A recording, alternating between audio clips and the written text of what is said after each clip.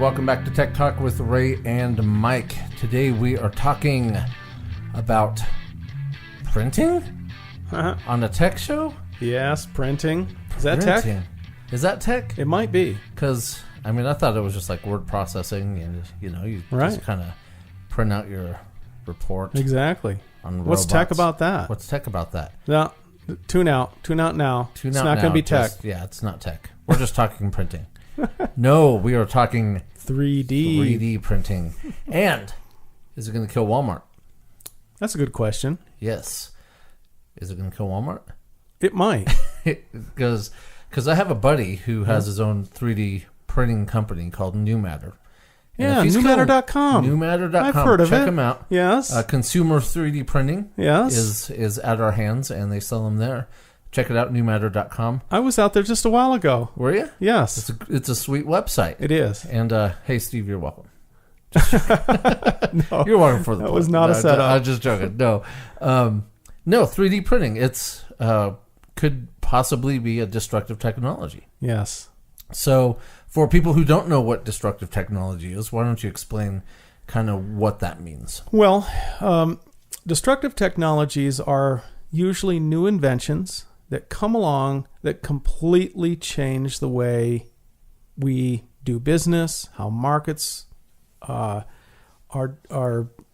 products are sold in markets, just how our lives go, right? Right. The cell phone. Gosh, remember before the cell phone? We had payphones. And you had the home phone. And the home phone. Right. And now the payphones slowly went away. Every once in a while you'll see a payphone. Yeah.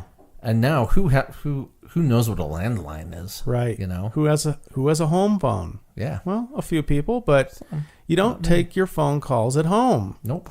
Unless you pull it out of your pocket and you take your call. Remember desktop publishing? Desktop publishing. Remember you used to take your stuff back and this is the thing about disruptive technologies. You can't remember how you did it before. Like, how did we get along without this? Exactly. You used to take your stuff to the printer and you had it printed out. And then this thing called desktop publishing, word processors came in. Right. You could draw something on the screen and remember the term WYSIWYG, you see is what you get. Right. Like whatever you see on the screen, that's what's going to come out on the printer. That was a disruptive technology. Yes, it was. Because you didn't go to the printer. You just, if you want to print a little newsletter, you just put it up on the screen and then out it came. Right. And in the print world, Xerox, they came out. So what do people... Copiers. Yeah, copiers and all that. What do people say? Go make a Xerox. They don't say go make a copy. Right. So go get a Xerox of it. And so those are examples of disruptive technologies, and the 3D printer is one of those technologies. Right. So what is a 3D printer?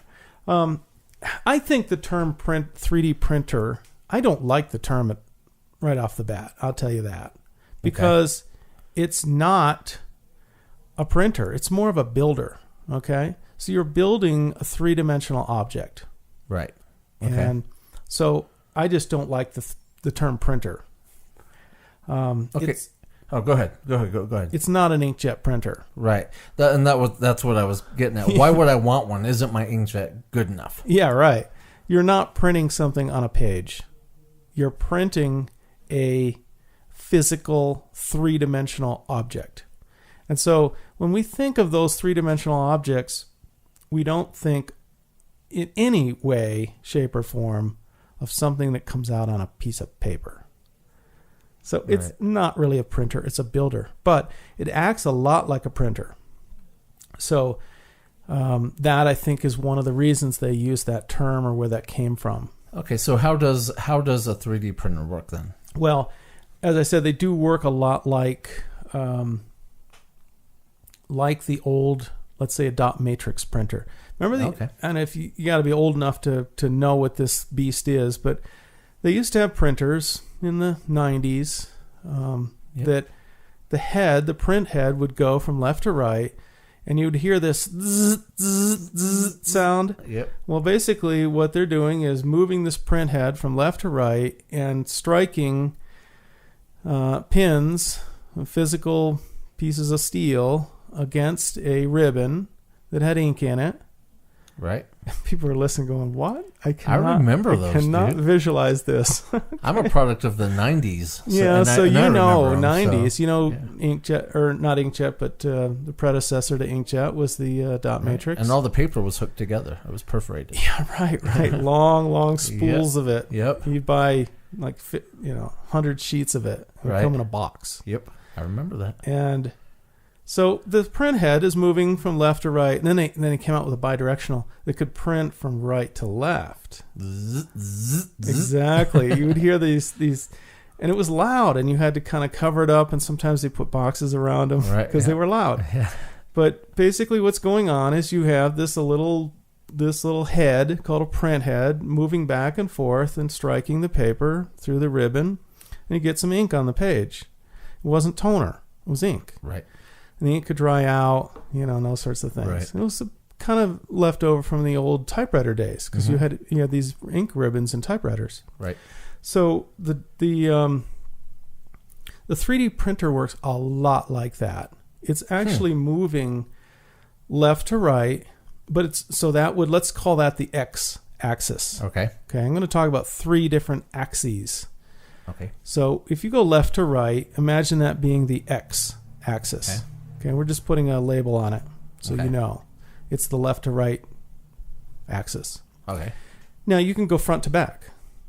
So now you've got this 2-dimensional plane, let's say, that you can imagine this horizontal plane where you can go left to right, front to back. You can put your hand on it.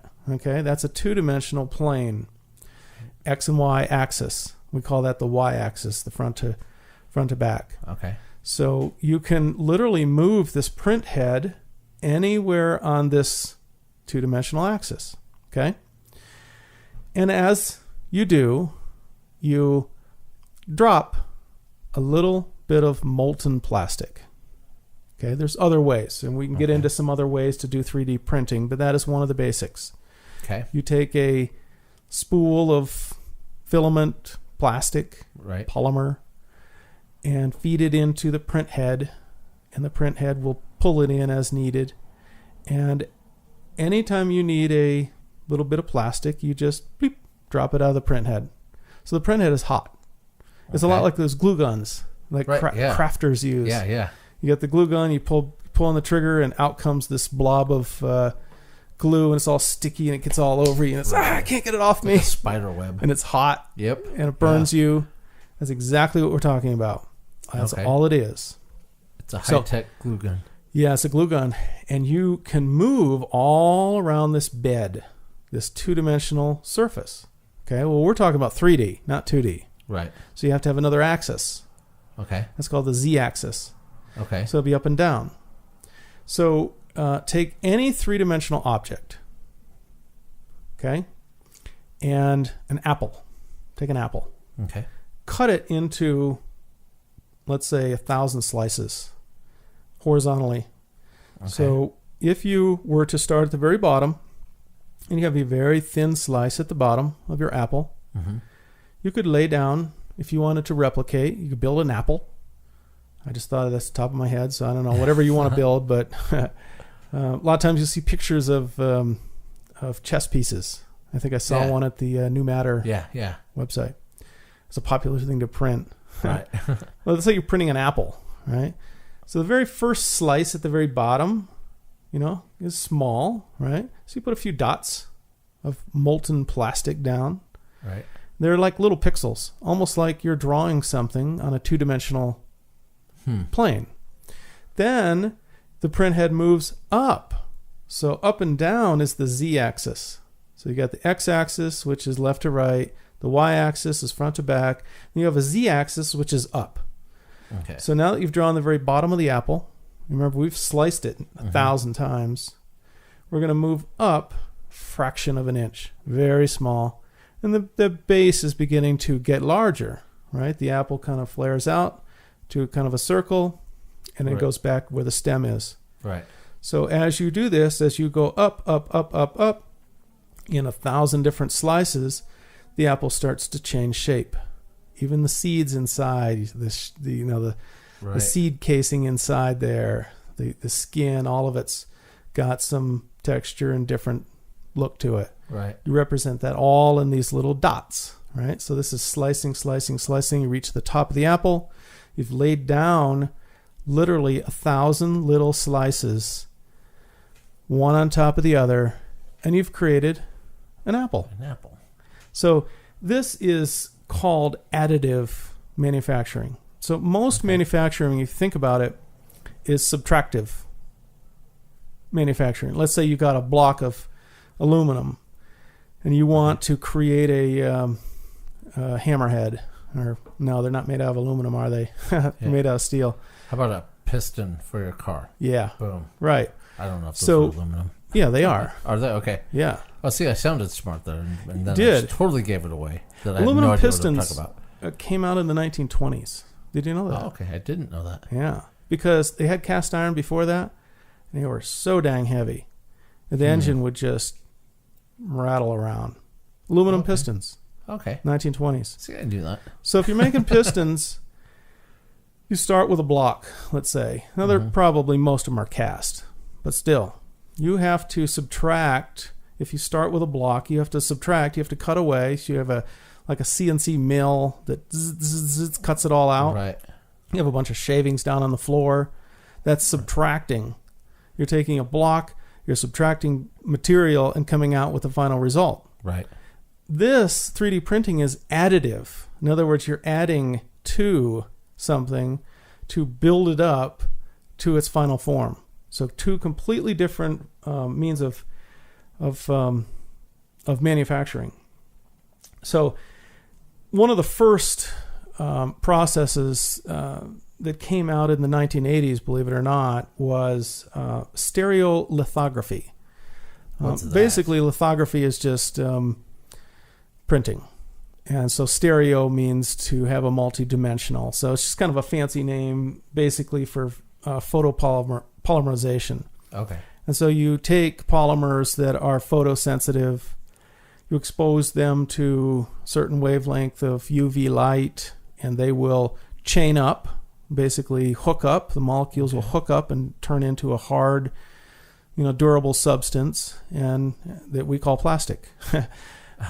And so you're basically taking polymers that are in bead form, and you just expose them to light, and they will chain up and form, your final product. But I think most of the 3D printers now, at least on the low end, the consumer end, where you have that filament, you're basically melting plastic. Right. The high end, you're talking $80,000, $100,000 machines.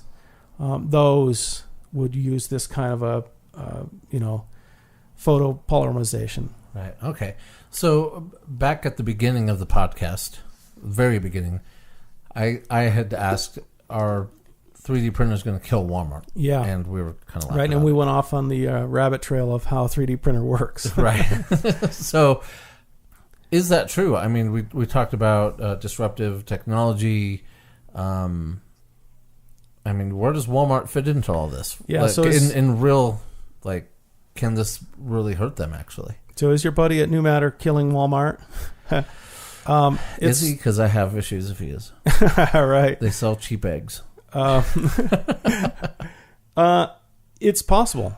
Absolutely. There's a lot of big businesses that we don't even remember anymore because everything changed.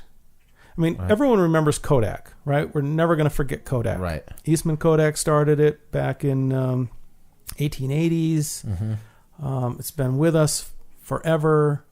But remember when they had hard times in the 90s and pretty much, bankruptcy. I don't know if they've probably come out of bankruptcy by now, but they're like a tenth of the size they used to be. Right. And that is all because the digital camera came out and nobody sent their film in. Right. That's as simple as that. My daughter, she just got back from a missions trip from Brazil. Yeah. And before her missions trip, I said, do you need to take my digital camera? And she's like, no, I went and bought a disposable one. And I looked at her like what? I go, they still sell those? And you send them into Kodak? Yeah, she showed it to me. And I said, I can't even believe they still sell those. Yeah. I said, go, wipe off some memory off of your cell phone and just use your phone. Yeah, and right. so she did, and she's going to take back the camera. But it goes back to, the digital camera, man. Yeah. And consumer-wise, smartphones are taking care of, the big clunky cameras. But another example of that is, do you remember Blockbuster Video? Oh gosh, yes. Netflix and Redbox came in, and they just plowed over. Blockbuster tried to go the online route, and they didn't make it because they were late. Buried. Yeah, Netflix had already been out for like 3 years. Yeah, they should have jumped on the bandwagon with that. But that's just another example. So it's kind of one of those. I think they call it democratization of manufacturing, where you no longer use the big manufacturing company. You're able to do those manufacturing jobs at home. Now, no one calls it manufacturing. Let's say you go out to Walmart and you buy a set of plastic cups. Right. Those have to be manufactured, but we don't think of that, and we don't use that term. We just want the cups. Right. And if we have a 3D printer that prints them out, we don't say that we are a manufacturer. Right. We don't refer to ourselves as a manufacturer, but in fact we are. Right. And so, your question about whether Walmart could be hurt by this is all about how products are produced, put through the supply chain, and get to you as the consumer. Right now, if you take that set of plastic cups that your wife buys, put up in the kitchen cupboard, they probably start somewhere in a little village in China somewhere. Right. They got people working for $1 a day or whatever. Right. And they're able to produce very, very cheap products. And they're able to invest in their manufacturing facilities because their labor is so low. Right. Now, in the Western world, we all know, we look around, we know that the unions have pretty much ruined manufacturing in the Western world. Right. They've jacked prices, the cost of producing those products to the point where you can't manufacture in the Western world. They have to go to India, China, Right.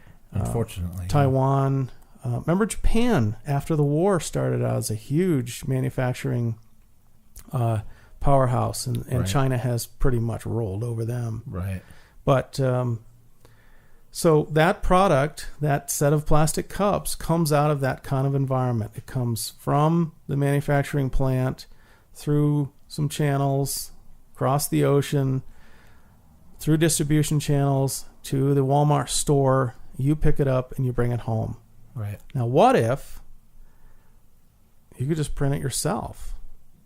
You may not use the term print. You may not use the term manufacture. What if you could go out to the Walmart website and you'd see, okay, I like these. No, let's pick those. They're bigger or whatever. Click. And like minutes later, they're sitting there. You don't have to drive. There's a lot of hassle in getting into the car and drive. That's why Blockbuster went out, right? Because people said, hey, Netflix, I'll just stream it. Just stream it. Exactly. Or Redbox. I'm getting my Happy Meal. I might as well just... Because Redbox started in McDonald's. Okay, yeah, that's right. Their test run was in Colorado Springs. Really? I didn't know that. Yeah. Okay. I've certainly seen a lot of them. And I remember when Redbox first came, I'm like, really? Now McDonald's is going to offer movies? I mean, come on. I couldn't wrap my brain around it. Yeah. And now it's Netflix and Redbox. Yeah. Oh, Netflix doesn't? Okay, let's go to Redbox. Right. And that's the way it is. But still, I wonder how long Redbox lasts when the streaming becomes so prevalent. Yeah. I don't know. You never know. You don't know. So. Yeah. So, what you're saying is if Walmart doesn't jump on the 3D printing bandwagon, retail-wise, they're going to have some issues. Yeah, I think it's going to cut into it. Obviously, not everything's made of plastic.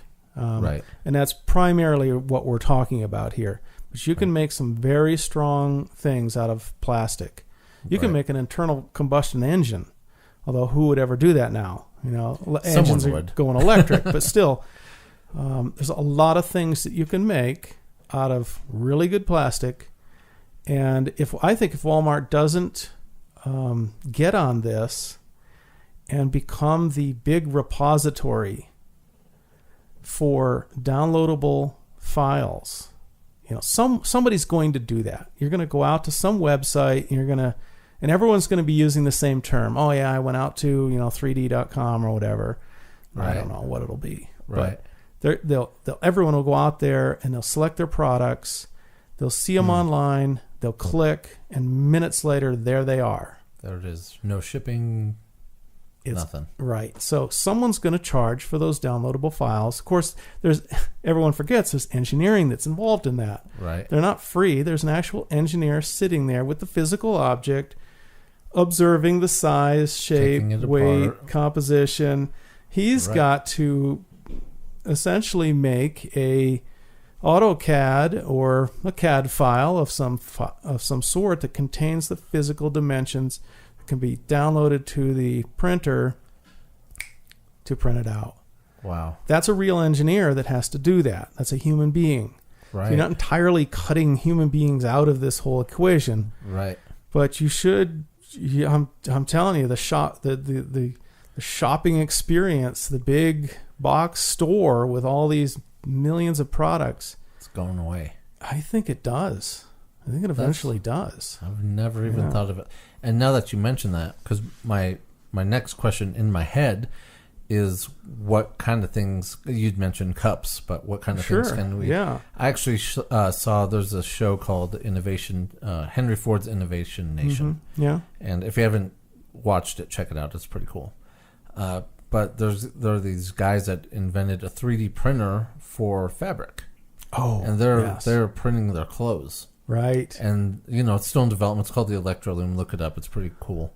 But the thread that comes off of this thing is like suede. They say people compare it to suede. Really? And it's durable, and they're printing clothes, and it's all seamless because it kind of spits it out, and these fans make it stick to this mold. Yes. And once it's the thickness you want it, you take it off, and you have a skirt, you have a shirt, or whatever. Yeah. So that said, what kind of stuff can you make with 3D printers? I mean, really the question is what can't you make? But the things that people are going toward right now, there seems to be movement toward a lot of household items.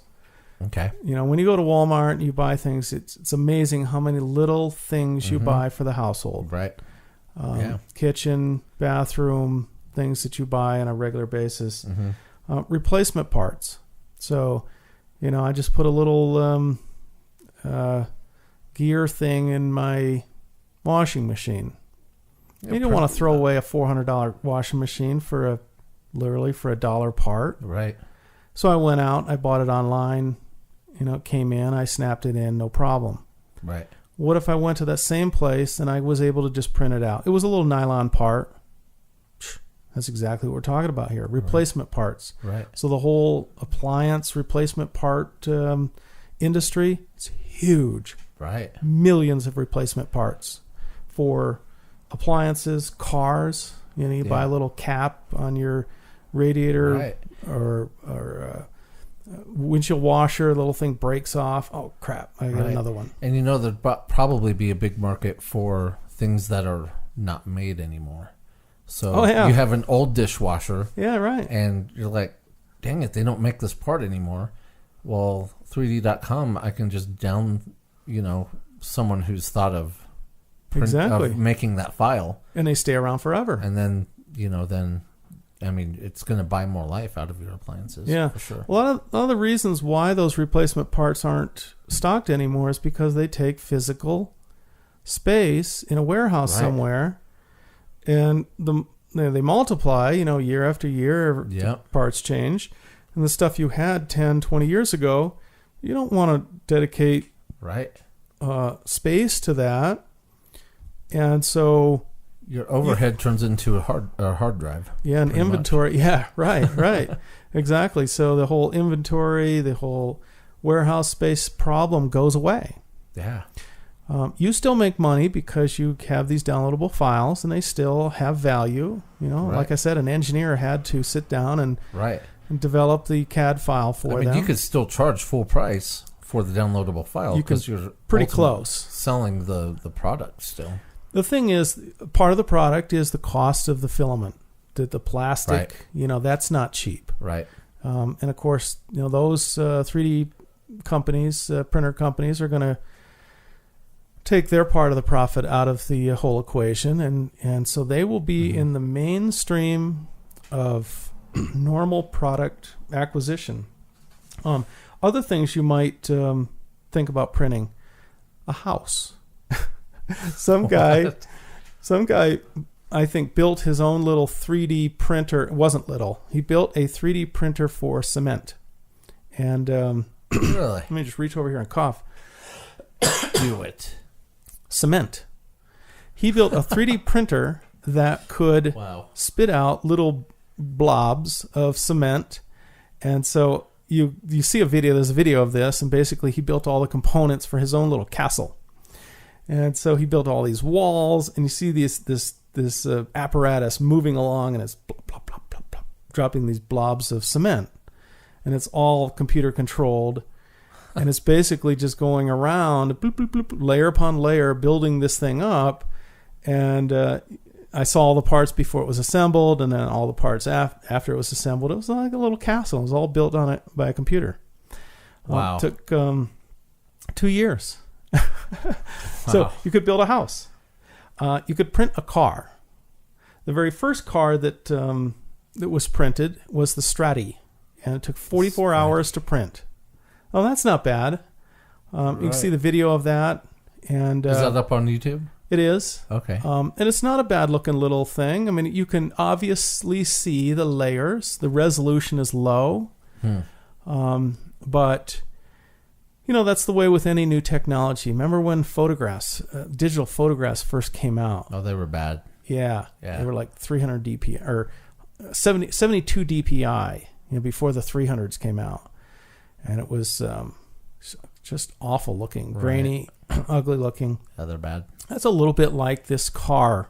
Okay. And even the castle looked a little bit like that. You could see the individual blobs of cement that went into this castle. You could see the individual blobs of plastic that went into this car.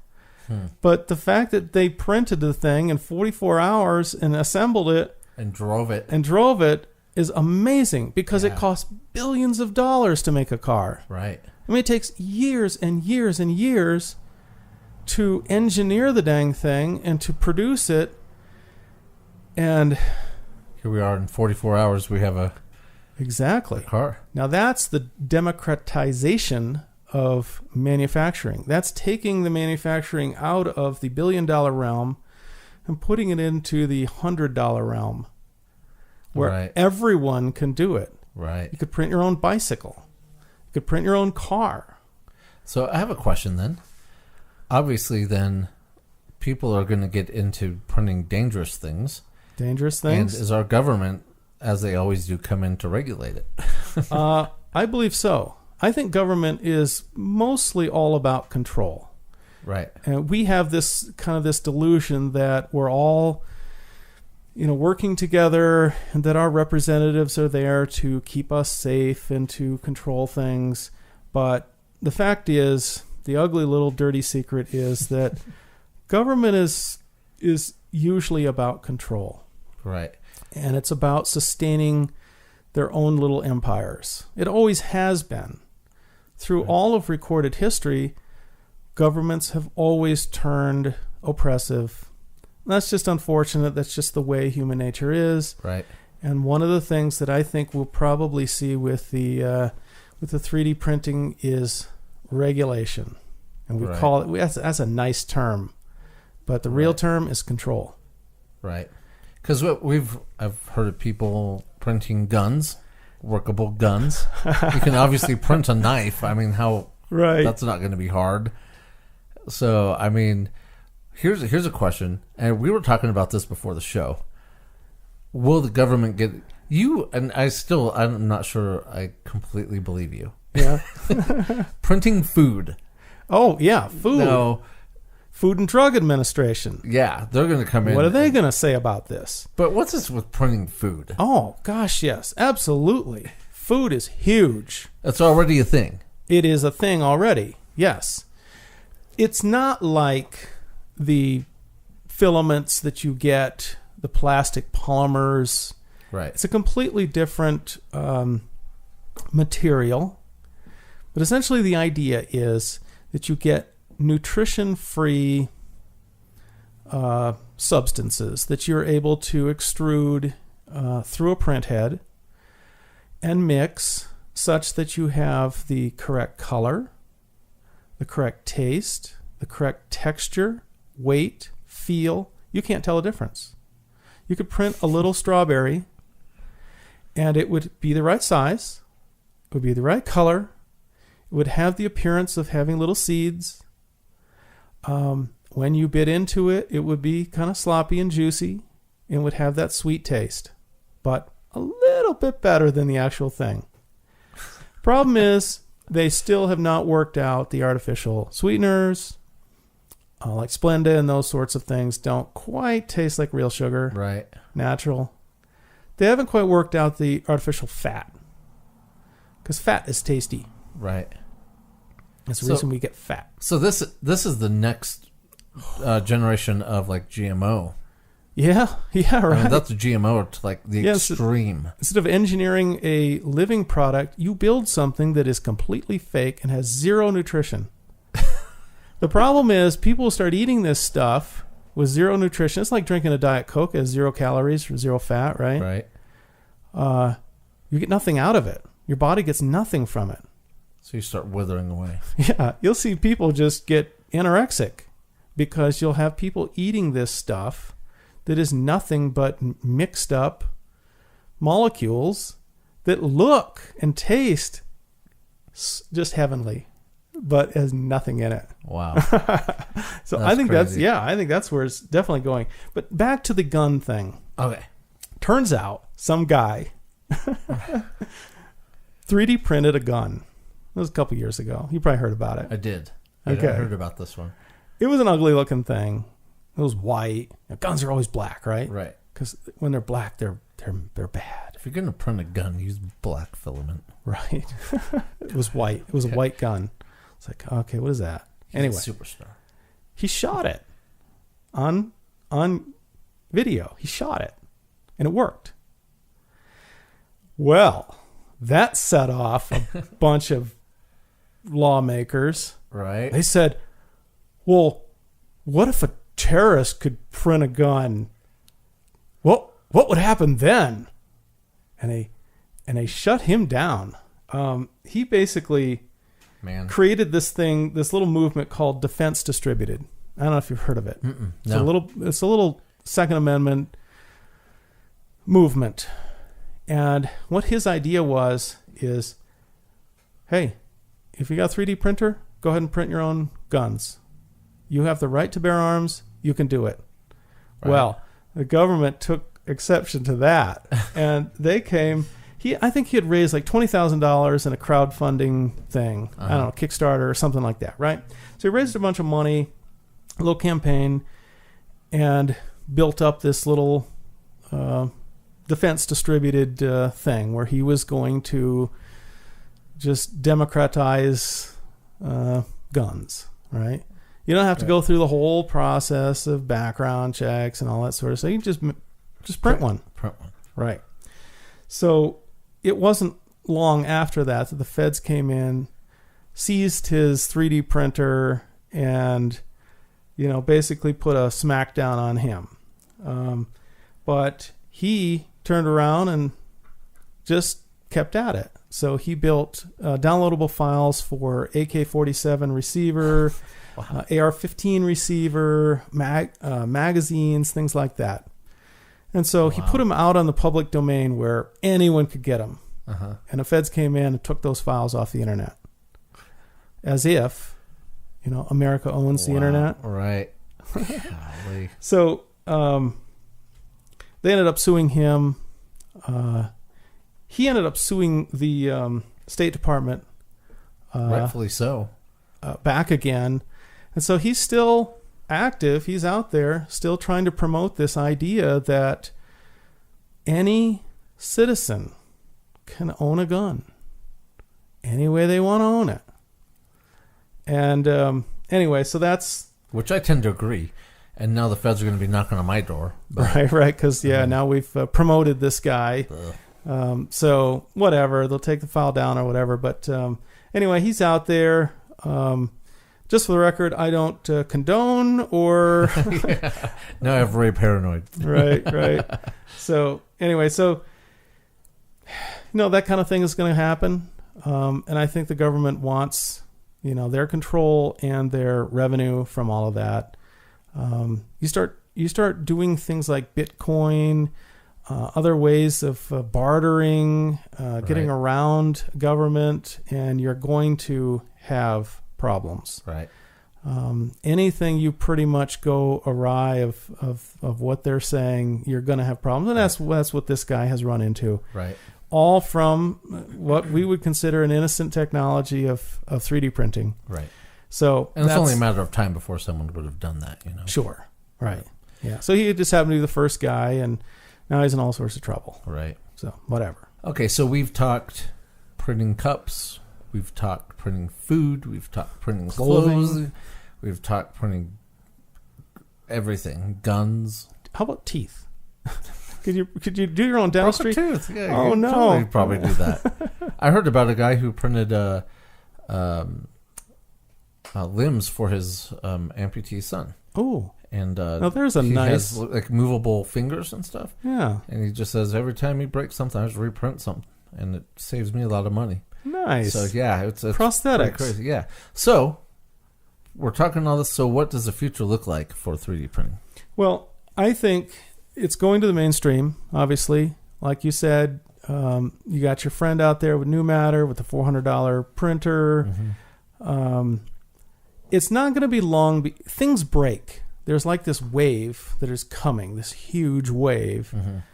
And once it slaps on shore, it just goes mainstream. People want to have it. Remember when the cell phones first came out, everyone had to have it. Right. And you kept your landline because, of course we had to have that. Right. But everyone wanted a smartphone because they all want to go out and Google things and use Siri. And that's the way this is going to be. People are going to want their little printer. Right. I mean, it is going to be absolutely billions of them going to be sold. Yeah. It's huge. Yeah, it's like when the flat screen TV came out. Everyone needs a flat screen TV. Right. Who wants a big CRT? Yeah, the big fat thing. They're heavy. Right. That's crazy. So I think what will happen is these things will go like cell phones, like wildfire. Everyone will have to have them. They're going to be selling for $300 or $400, and you're going to be able to go out to HomeDepot.com, Walmart.com, Amazon, whatever. Whoever decides to own this, they own what I'm talking about, owning the repository of downloadable files, okay, for products, millions of products. Who owns that? Somebody's going to own it. Right. In the beginning, there'll be a bunch of little startups and all sorts of little things. And then as every industry goes, there's consolidation. Smaller ones fall away. There's buyouts. Bigger ones. Someone ends up owning it. Right. You go out to that site, whatever it is. I'll just call it 3D.com. I don't know what it's going to end up being. You go out there, you find your product, you click, click, click. Minutes later, it's on your desk. And you're going to be printing products every single day.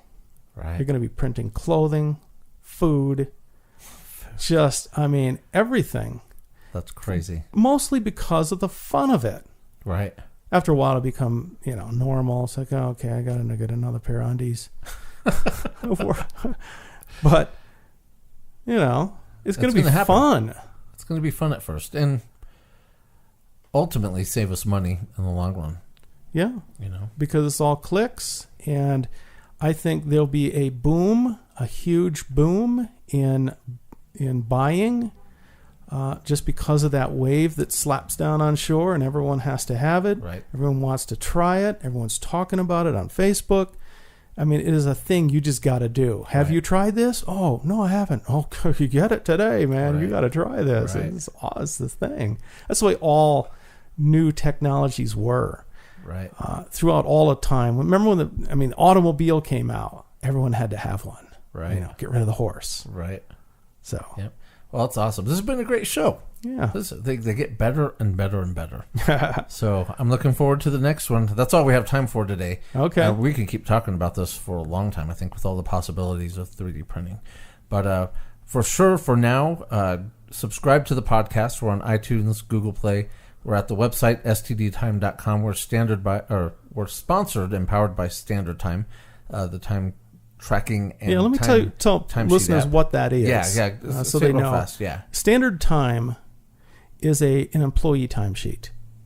Right. And it's used basically to track your time for employees. You get a timesheet, get some time tracking, get some project management. So that's at stdtime.com. That's what we're talking about here. Right, yeah. So check it out. It's a free download for the app. It's always free, no hassles, no ads. There's also a free trial for the software version for your desktop, laptop, and just a great overall program. I highly suggest you check it out. But definitely subscribe to the podcast, leave comments, and let us know what you want us to talk about, and we'll do it. We'll definitely do it. We're always looking for topics. So that's all we have time for today. We'll catch you next time. See ya.